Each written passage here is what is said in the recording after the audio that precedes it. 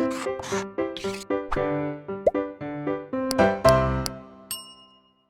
Students, welcome back to Blueprint Digital. आज के इस वीडियो में हम समष्टियाँ यानी कि पॉपुलेशन के बारे में पढ़ेंगे, समष्टि पारिस्थितिकी यानी कि पॉपुलेशन इकोलॉजी के बारे में पढ़ेंगे और समष्टि गुण यानी कि पॉपुलेशन एट्रीब्यूट्स के बारे में पढ़ेंगे। वीडियो को स्टार्ट करने से पहले हमारे चैनल को सब्सक्राइब करें और बेल आइकन दबाना ना भूलें, जिससे हमारे लेटेस्ट वीडियोज़ की नोटिफिकेशन आपको प्राप्त होती रहे। अब हम आज के टॉपिक पर आते हैं। पॉपुलेशन यानी कि समष्टि का मतलब क्या है कि किसी नियत समय काल में यानी किसी विशेष समय की बात कर रही है, एक निश्चित ज्योग्राफिकल रीजन यानी कि भौगोलिक क्षेत्र में। तो दो चीज़ें हो गई, एक निश्चित समय पर एक निश्चित भौगोलिक क्षेत्र में निवास करने वाली समान प्रकार की यानी कि समान जाति के सदस्यों यानी कि जीवधारियों का जो ग्रुप होता है, सदस्यों का जो समूह होता है, हम उसे पॉपुलेशन कहते हैं। यानी कि किसी विशेष भौगोलिक क्षेत्र में किसी विशेष समय पर समान जाति के सदस्यों का जो ग्रुप होता है उसे हम क्या बोलते हैं? पॉपुलेशन कहते हैं। आर्द्र भूमि में सभी जलकाक, वन क्षेत्र में सांगवान यानी कि टीक के पेड़, संवर्धन माध्यम में जीवाणु समष्टि के कुछ प्रमुख एग्जाम्पल हैं। इसके अलावा किसी खाली स्थान, खाली घरों में चूहे, किसी जंगल में शेर की संख्या, किसी जंगल में हिरन की संख्या, उसकी पॉपुलेशन होती है, उसका समष्टि होती है। समष्टि इकोलॉजी यानी कि समष्टि पारिस्थितिकी का मतलब क्या है कि एक समष्टि के जो जीव होते हैं वो आपस में भी इंटरैक्ट करते हैं, आपस में भी अन्योन्य क्रियाएं करते हैं, वो अपने पर्यावरण के साथ इंटरेक्शन करते हैं, पारस्परिक क्रियाएं करते हैं। इसके अलावा वो अन्य जंतुओं से, अन्य जीवों के साथ भी इंटरैक्ट करते हैं। तो एक समष्टि के जीवों की आपस में तथा उसके पर्यावरण के साथ होने वाली पारस्परिक क्रियाओं का जो अध्ययन होता है वो समष्टि पारिस्थितिकी यानी कि पॉपुलेशन इकोलॉजी कहलाता है। समष्टि पारिस्थितिकी यानी कि जो पॉपुलेशन इकोलॉजी है वो पारिस्थितिकी को यानी कि इकोलॉजी को किससे जोड़ती है? पॉपुलेशन जेनेटिक्स से यानी कि आनुवांशिकी जो होती है उससे जोड़ती है, समष्टि आनुवांशिकी से जोड़ती है और विकास से जोड़ती है। तो पॉपुलेशन इकोलॉजी को विकास से, डेवलपमेंट को, और जेनेटिक्स, पॉपुलेशन जेनेटिक्स यानी कि समष्टि आनुवांशिकी से जोड़ती है। किसी भी जो समष्टि होती है उस समष्टि के अंदर अपने कुछ विशेष गुण होते हैं जो व्यष्टि यानी कि व्यक्तिगत जीव में उपलब्ध नहीं होते, उपस्थित नहीं होते। अर्थात जो समष्टि होती है एक सहकारी इकाई होती है। सहकारी इकाई का मतलब क्या है? इसका अर्थ यह है कि उस समष्टि में के जो जीव होते हैं वो समान भौगोलिक क्षेत्र में रहते हैं और वहाँ कर वो सभी जीव संसाधनों का साझा उपयोग करते हैं, संसाधनों के लिए स्पर्धा करते हैं आपस में और आपस में अंतः प्रजनन करते हैं। यानी कि किसी भी भौगोलिक क्षेत्र में रहने वाली जो पॉपुलेशन है, समष्टि है, उसके जीव किसी भी भौगोलिक क्षेत्र में रहते हुए संसाधनों का साझा उपयोग करते हैं, संसाधनों का यूज़ करने के दौरान उसमें आपस में स्पर्धा करते हैं, संघर्ष करते हैं और आपस में अंतः प्रजनन करते हैं। समष्टि में जो गुण होते हैं वो नॉर्मली गुण समानतः ऐसे होते हैं जो इंडिविजुअल जीव में अर्थात व्यक्तिगत जीव में अनुपस्थित होते हैं। समष्टि में जीवों में जो प्रजनन होता है उस प्रजनन की जो बात होती है वो बेसिकली सेक्सुअल रिप्रोडक्शन के लिए की जाती है, अर्थात लैंगिक जनन के लिए की जाती है। लेकिन अलैंगिक जनन से उत्पन्न होने वाली जो समूह होता है जीवों का वो भी समष्टि का ही भाग होता है। यानी कि नॉर्मली लैंगिक जनन यानी कि सेक्सुअल रिप्रोडक्शन से उत्पन्न होने वाले जो जीव होते हैं उनके समूह को समष्टि कहते हैं। लेकिन समष्टि में एसेक्सुअल रिप्रोडक्शन से यानी कि अलैंगिक जनन से उत्पन्न होने वाले जीव भी आते हैं। समष्टि में जो गुण होते हैं वो व्यष्टि यानी कि व्यक्तिगत जीव में अनुपस्थित होते हैं, जैसे जन्म दर, मृत्यु दर। जो व्यष्टि होती है यानी कि व्यक्तिगत जीव है उसके लिए मृत्यु और जन्म लगाया जाता है। लिंग अनुपात यानी कि सेक्स रेशो, आयु वितरण, एज डिस्ट्रीब्यूशन और समष्टि का आकार और समष्टि का घनत्व ऐसे फीचर्स होते हैं जो नॉर्मली इंडिविजुअल जीव में यानी कि व्यक्तिगत जीव में, व्यष्टि में अनुपस्थित होते हैं। अब हम जीवों के बारे में, जो समष्टि के गुण हैं उनके बारे में पढ़ेंगे। जो समष्टि के गुण होते हैं उसमें पहला गुण है जन्म दर एवं मृत्यु दर, यानी कि बर्थ रेट और डेथ रेट। बर्थ रेट को नेटैलिटी बोलते हैं, मृत्यु रेट को मृत्यु दर को डेथ रेट यानी कि मोर्टैलिटी कहते हैं। लिंग अनुपात यानी कि सेक्स रेशो, आयु वितरण यानी कि एज डिस्ट्रीब्यूशन, और समष्टि आकार यानी कि पॉपुलेशन साइज, और घनत्व यानी कि डेंसिटी। सबसे पहले हम जन्म दर एवं मृत्यु दर के बारे में पढ़ेंगे। जन्म दर को नेटैलिटी बोलते हैं और मृत्यु दर को मोर्टैलिटी बोलते हैं। तो किसी भी जीवधारी के लिए जो जन्म और मृत्यु वर्ड यूज किए जाते हैं, लेकिन समष्टि में ये वर्ड अपनी उपयोगिता खो देते हैं, अर्थात समष्टि में ये वर्ड यूज नहीं होते। समष्टि के लिए जो यूज होने वाले वर्ड हैं वो जन्म दर और मृत्यु दर होते हैं। तो समष्टि के अंदर प्रति व्यक्ति जन्म दर और प्रति व्यक्ति मृत्यु दर को यूज किया जाता है। इन्हें प्रति व्यक्ति जन्म दर और प्रति व्यक्ति जन्म मृत्यु दर के रूप में रिकॉर्ड किया जाता है। और जो किसी भी समष्टि में उत्पन्न होने वाले जीवों की जो संख्या होती है उसे हम जन्म दर कहते हैं, जबकि किसी विशेष समय में उसी समष्टि के कितने जीव मर जाते हैं उसको हम मृत्यु दर कहते हैं।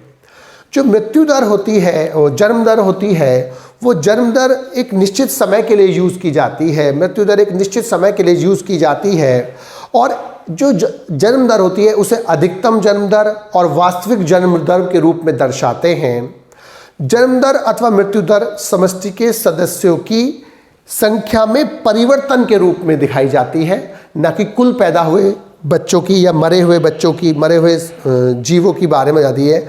यानी कि किसी भी समष्टि में जो जन्म दर और मृत्यु दर होती है वो जन्म में होने वाली वृद्धि या किसी भी जीव में होने वाली वृद्धि या कमी के रूप में दर्शाते हैं। जैसे उदाहरण के लिए गत वर्ष एक जलाशय में कमल के 20 पौधे थे, 20 कमल के पौधे थे।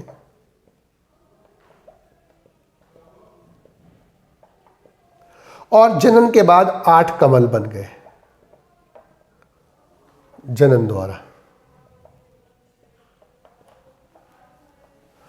तो इसका मतलब कुल जो पॉपुलेशन हो गई, कुल समष्टि हो गई, वो कितनी हो गई? अब 28 पॉपुलेशन हो गई। कुल मिलाकर कितने हो गए? अब 28 हो गए। लेकिन जो जन्म दर है यहां पर, उस जन्म दर को हम कैसे निकालेंगे? जन्म दर, अब जन्म दर का मतलब क्या है? जन्म कितना हुआ? 8 का जन्म हुआ है, तो 8 का जन्म हुआ। लेकिन पहले कितने थे? 20। जो इनिशियल होते हैं उसको लिखते हैं हम यहां पर।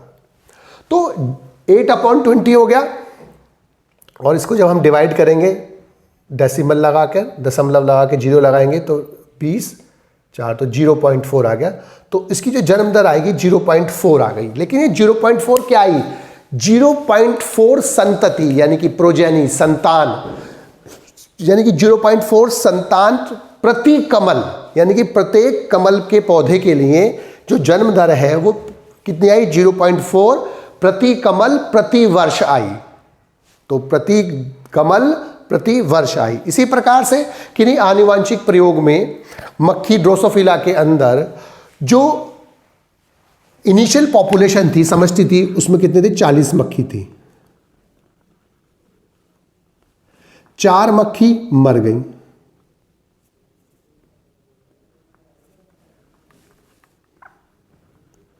4 मक्खी फॉर एग्जाम्पल मर गई।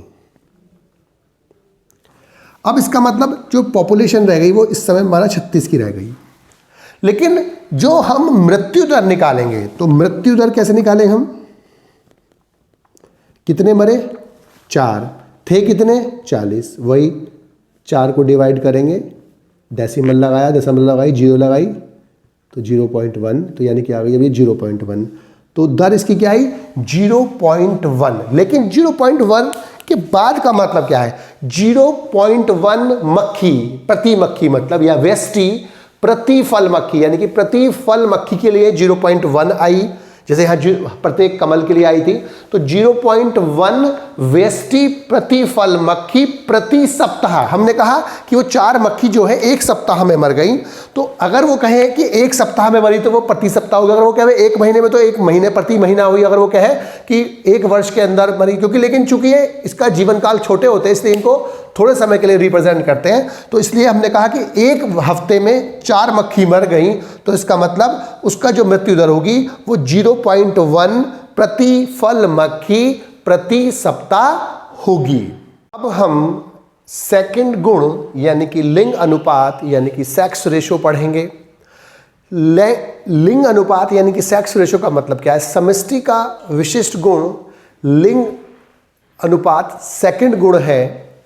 जो किसी समष्टि के लिंग अनुपात का मतलब क्या है कि उसमें नर एवं मादा का क्या अनुपात है, यानी कि लिंग अनुपात इज इक्वल टू क्या होता है कि नर एवं मादा का अनुपात है। जैसे किसी समष्टि में 60% स्त्रियां हैं, 40% नर हैं, या किसी समष्टि में 55% स्त्रियां हैं, बाकी जो रिमेनिंग बचा 45% वो नर हैं।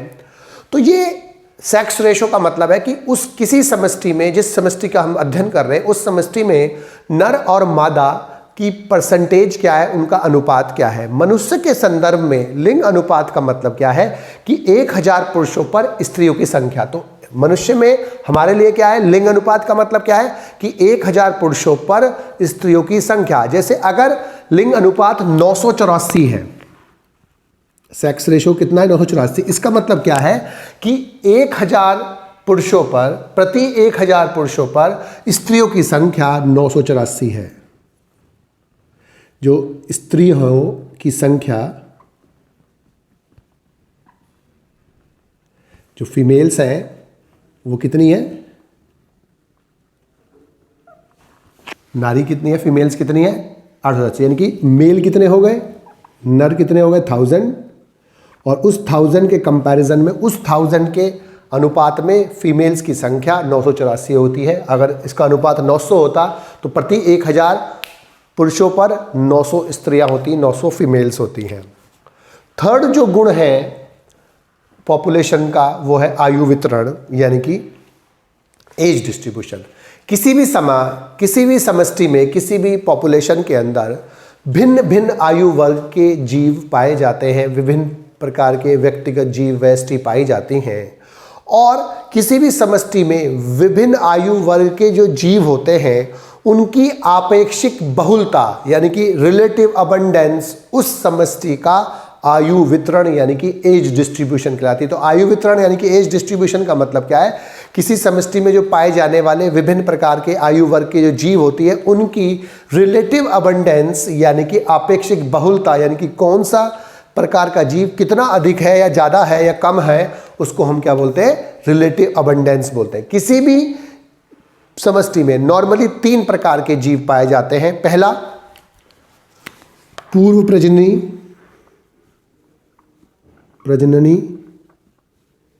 जीव यानी कि प्री रिप्रोडक्टिव,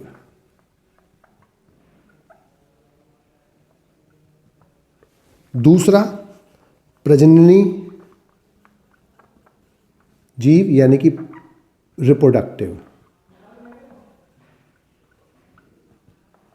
और तीसरा पश्च प्रजननी जीव यानी कि पोस्ट रिप्रोडक्टिव। मनुष्य में 15 वर्ष से कम कि जो जीव होते हैं वो पूर्व प्रजननी यानी कि प्री रिप्रोडक्टिव होते हैं। 15 से लेकर 44 साल तक जो होते हैं वो प्रजननी होते हैं, और 44 वर्ष से अधिक कि जो जीव होते हैं वो पश्च प्रजननी यानी कि पोस्ट रिप्रोडक्टिव कहलाते हैं।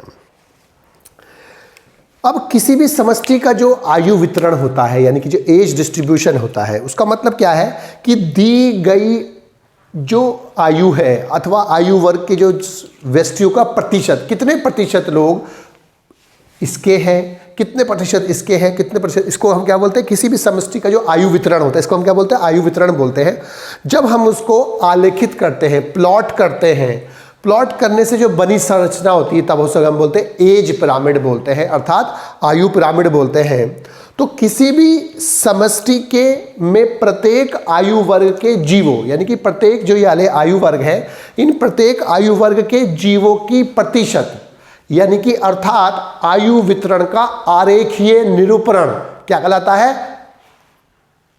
समष्टि पिरामिड, यानी कि पॉपुलेशन पिरामिड कहलाता है या एज पिरामिड कहलाता है। तो हमें इसमें केवल दो ही चीजें याद रखनी है, क्या कि आयु वर्ग, विभिन्न आयु वर्ग के समष्टि में पाए जाने वाले विभिन्न आयु वर्ग के जीवों का प्रतिशत, अर्थात आयु वितरण का आरेखीय निरूपण इज इक्वल टू क्या कहलाता है? एज पिरामिड, यानी कि आयु पिरामिड कहलाता है। अब आयु पिरामिड में एक समूह के जो जीव होते हैं, जैसे हमने कहा प्री रिप्रोडक्टिव या पोस्ट रिप्रोडक्टिव या खाली रिप्रोडक्टिव, इस प्री रिप्रोडक्टिव और पोस्ट रिप्रोडक्टिव का मतलब क्या है कि इसमें मेल और फीमेल दोनों हैं, इसमें भी मेल और फीमेल दोनों हैं, इसमें भी मेल और फीमेल दोनों हैं। नॉर्मली एक तरफ मेल और एक तरफ फीमेल रिप्रेजेंट करते हैं। माना फॉर एग्जांपल इधर मेल लग दिया तो इधर फीमेल होते हैं, तो इधर वाले मेल हो गए, ये वाले फीमेल हो गए। अब जो आयु वितरण से जो पिरामिड बनते हैं, जो समष्टि के लिए आयु पिरामिड होते हैं, उसका जो आकार होता है वो समष्टि की स्थिति को और अन्य गुणों को प्रतिबिंबित करता है, कि बताता है। और ये बताता है कि समष्टि का जो आकार है वो फ्यूचर में, भविष्य में बढ़ेगा, स्थिर रहेगा या घटेगा। यानी कि पॉपुलेशन जो है वो इस समय बढ़ रही है, यानी कि एक्सपेंडिंग है, या स्टेबल है, स्थिर है, या डिक्लाइनिंग होगी, यानी कि वो घटेगी। तो पहले हम पढ़ते हैं ये वाला एक्सपेंडिंग, यानी कि तेजी से बढ़ती समष्टि, दूसरी है स्टेबल और तीसरी है डिक्लाइनिंग। अब तेजी से बढ़ती समष्टि का मतलब क्या है कि एक ऐसी समष्टि जिसमें पूर्व प्रजननी यानी कि प्री रिप्रोडक्टिव की संख्या जो होती है सबसे अधिक होती है और पश्च प्रजननी की संख्या सबसे कम होती है। यानी कि ये सबसे ज़्यादा, ये उससे कम, ये सबसे कम, ये क्या कहलाती है? एक्सपेंडिंग पॉपुलेशन कहलाती है। और चूंकि यहां पर प्री रिप्रोडक्टिव ज़्यादा है, इसीलिए यहां पर किसमें? पहली वाली एक्सपेंडिंग में अगर हमने बात करें,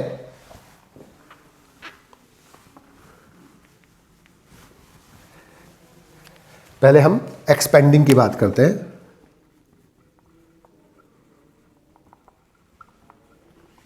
एक्सपेंडिंग पॉपुलेशन जो है, उस एक्सपेंडिंग पॉपुलेशन में पहली बात क्या हुई कि जो प्री रिप्रोडक्टिव है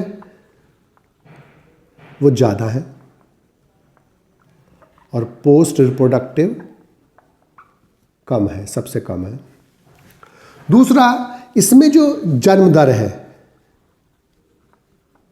वो ज़्यादा होगी मृत्यु दर से।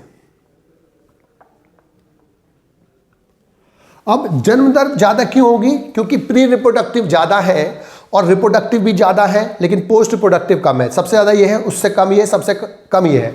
अब चूंकि यहाँ पर प्री रिप्रोडक्टिव, जो आज प्री रिप्रोडक्टिव है वो कुछ समय बाद रिप्रोडक्टिव में पहुँच जाएगा, कुछ रिप्रोडक्टिव वाले इसमें पहुँचेंगे। लेकिन चूंकि प्री रिप्रोडक्टिव सबसे ज़्यादा है इसलिए रिप्रोडक्टिव सेकेंड नंबर पर है, तो प्री रिप्रोडक्टिव वाले रिप्रोडक्टिव में ज़्यादा पहुँचेंगे और रिप्रोडक्टिव से पोस्ट रिप्रोडक्टिव में कम पहुंचेंगे। इसीलिए जो फ्यूचर होगी उसमें इसकी जो पॉपुलेशन होगी वो एक्सपैंड होगी और भविष्य में इस समष्टि का आकार बढ़ता है और यहां पर युवा ज़्यादा होंगे। तो तीन बातें याद रखी कि प्री रिप्रोडक्टिव ज़्यादा है पोस्ट रिप्रोडक्टिव से, जन्म दर यहां पर ज़्यादा होगी मृत्यु दर से, और यहां पर युवा ज़्यादा होंगे क्योंकि यहां पर ये युवा अधिक है।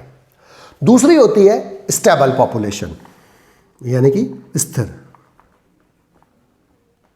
अब स्टेबल पॉपुलेशन के लिए क्या होती है? एक ऐसी पॉपुलेशन जिसमें पूर्व प्रजननी यानी कि प्री रिप्रोडक्टिव जीवों की संख्या प्रजननी यानी कि रिप्रोडक्टिव जीवों की संख्या के लगभग बराबर होती। तो पहला पॉइंट क्या है इसमें कि प्री रिप्रोडक्टिव बराबर रिप्रोडक्टिव। पूर्व प्रजननी किसके बराबर है? प्रजननी के बराबर में है। दूसरा बात, इसमें जन्म दर बराबर होगी मृत्यु दर के। अर्थात जन्म दर और मृत्यु दर बराबर होगी। इसका मतलब वृद्धि शून्य होगी। इसका मतलब पॉपुलेशन स्टेबल होगी। भविष्य में पॉपुलेशन स्टेबल होगी, क्योंकि ना तो जन्म हो रही, मृत्यु ज़्यादा है, ना जन्म दर ज़्यादा है, ना मृत्यु दर ज़्यादा है। तीसरी है इसमें डेक्लाइनिंग, यानी कि घटती पॉपुलेशन। ये बढ़ती, ये स्थिर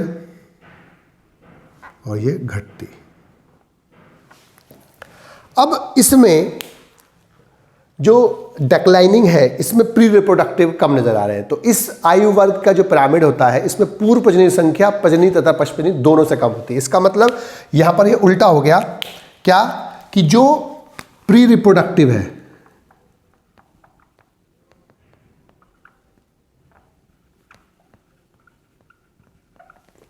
रिप्रोडक्टिव से कम,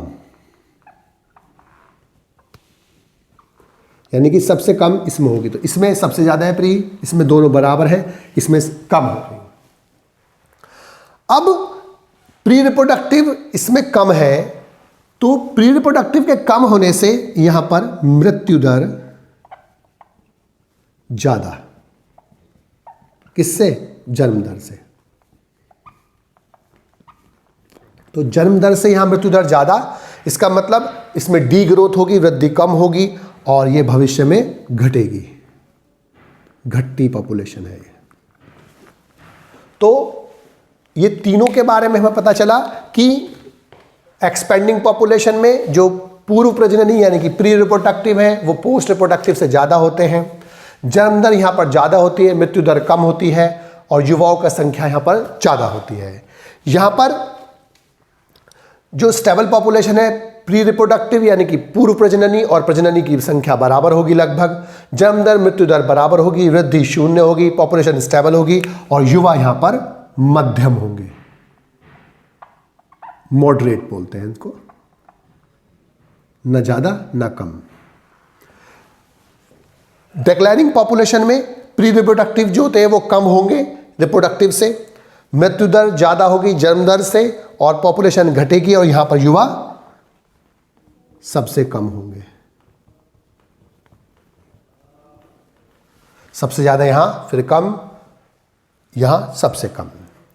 अब जो इनका जो पिरामिड होता है, इनका जो आकार होता है, उसके लिए हम एक फंडा याद रखेंगे, पीई बस उड़ा। पी का मतलब है एक्सपेंड, ई फॉर एग्जाम, ये है एक्सपेंडिंग, ये है स्टेबल, ये है डिक्लाइनिंग। तो अब पी फॉर पिरामिड, तो ये जो है ये पिरामिड होता है, ये पिरामिड आकार का होता है।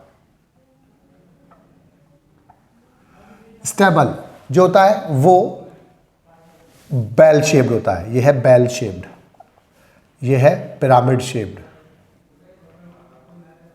और ये होता है अर्न शेप्ड यानी कलश के आकार का। तो डिक्लाइनिंग का क्या है? डिक्लाइनिंग अनशेप्ड होगा, स्टेबल बेल शेप्ड होगी, एक्सपेंडिंग जो होगी वो पिरामिड शेप्ड होगी। तो ये कैसा होगी? पहली वाली कौन सी है? एक्सपेंडिंग। ये कैसी होगी? Pyramidal shaped. स्टेबल कैसी होगी? बेल शेप्ड यानी कि घंटे के आकार की। और जो डिक्लाइनिंग होगी वो कैसे होगी? अनशेप्ड यानी कि कलश के आकार की, कलश के आकार।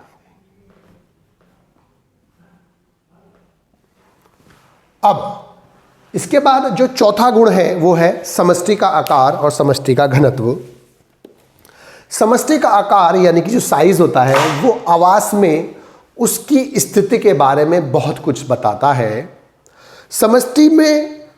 समष्टि को हम कैसे भी पारिस्थितिक अन्वेषण या प्रक्रम अन्वेषण से गुजारें, यानी कि हम उसका किसी भी प्रकार से इन्वेस्टिगेट करें, उसको हम किसी भी प्रकार से अन्वेषण करें, चाहे वो दूसरी जातियों से स्पर्धा के रूप में करें या स्पर्धा के परिणाम के रूप में करें, परभक्षी के प्रभाव का इन्वेस्टिगेट करें, अथवा पीड़कनाशी यानी कि पेस्टिसाइड के जो यूज़ है अप्लाइड है, अप्लाइड करने पर या उसको यूज़ करने पर जो प्रभाव है उसके बारे में पढ़े। यानी कि किसी भी पारिस्थितिक प्रक्रम के अन्वेषण करें हम जब भी करते हैं किसी भी समष्टि का आकार, तो उसका मूल्यांकन जो हम करते हैं वो सदैव समष्टि के आकार में कोई परिवर्तन के संदर्भ में करते हैं कि उस समष्टि के आकार में क्या परिवर्तन हुआ है। चाहे वो उसका जो पारिस्थितिक प्रक्रम का जो अन्वेषण होता है वो कुछ भी रहा हो, लेकिन उसका जो मूल्यांकन होता है वो हमेशा कैसे रहता है,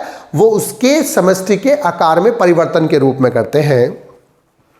अलग अलग जीवों के लिए संदर्भ भी अलग अलग होते हैं। जैसे किसी जलाशय में क्लेमाइडोमोनास है, उसकी संख्या में जो ये परिवर्तन हो सकता है वो लाखों में हो सकता है, किसी में ये हजारों में हो सकता है, किसी में ये 100 में हो सकता है, और कुछ जगह पर ये जो परिवर्तन हो सकता है वो 10 या 10 से कम भी हो सकता है। जैसे जो आर्द्र क्षेत्रों में, जो भरतपुर पक्षी विहार है उसमें आर्द्र क्षेत्रों में जो साइबेरियन क्रेन यानी कि जो सारस आते हैं उनकी संख्या में जो परिवर्तन होता है वो 10 से भी कम में होता है।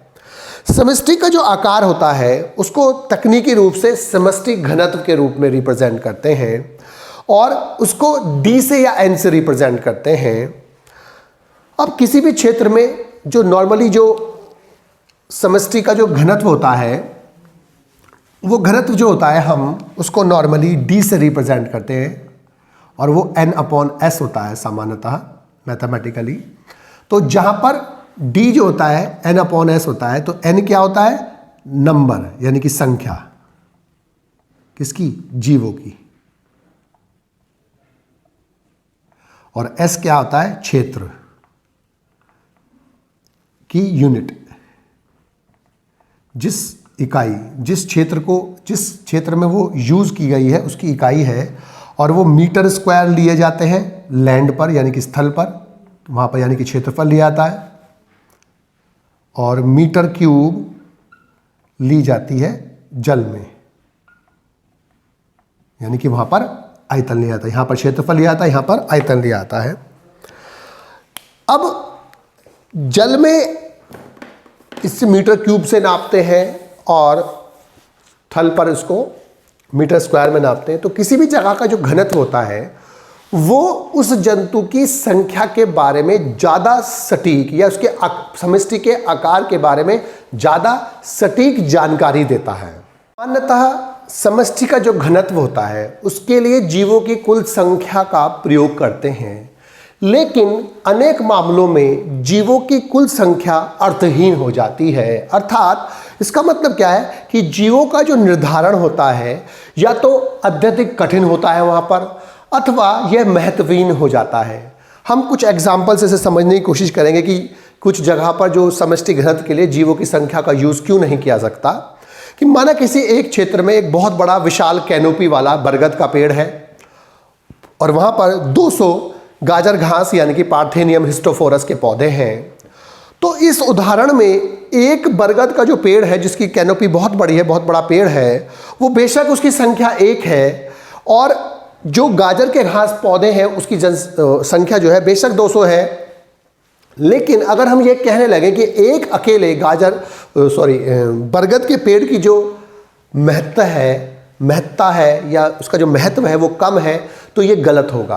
क्योंकि एक बड़ा पेड़ जो है वो बहुत सारे लोगों को, बहुत सारे जीवों को सहारा देता है, बहुत सारे जीवों के लिए हैबिटेट होता है, बहुत सारे जीवों के लिए खाना होता है, बहुत सारे लोगों के लिए वो छाया देता है, अनेक लोगों को फ़ायदा करता है। तो संख्या के आधार पर यहाँ पर घनत्व का आकलन करना उस समुदाय के यानी कि जो बरगद का पेड़ है उसकी भूमिका को सही प्रकार से निर्धारित नहीं कर सकता, उसी सही प्रकार से उसको आंका नहीं जा सकता। इसीलिए यहाँ पर ऐसे उदाहरणों में या तो प्रतिशत कवर यानी कि परसेंटेज कवर, कितना उसने एरिया कवर कर रखा है, ये यूज़ करते हैं, अथवा बायोमास यानी कि जीव भार का यूज़ करते हैं। दूसरा एग्जाम्पल, बहुत बड़ी जो समष्टि होती है उनमें जीवों की संख्या गिनना बहुत मुश्किल काम होता है, असंभव कार्य होता है।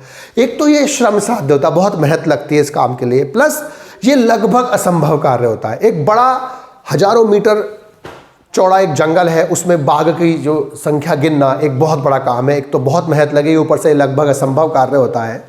इसी प्रकार से जो परखनली में जीवाणु का जो संवर्धन किया जा रहा है, कल्चर किया जा रहा है, पैरामीशियम का कल्चर किया जा रहा है, किसी भी छोटे ऑर्गेनिजम्स का कल्चर किया जा रहा है, उसको गिनना बहुत मुश्किल काम हो जाता है।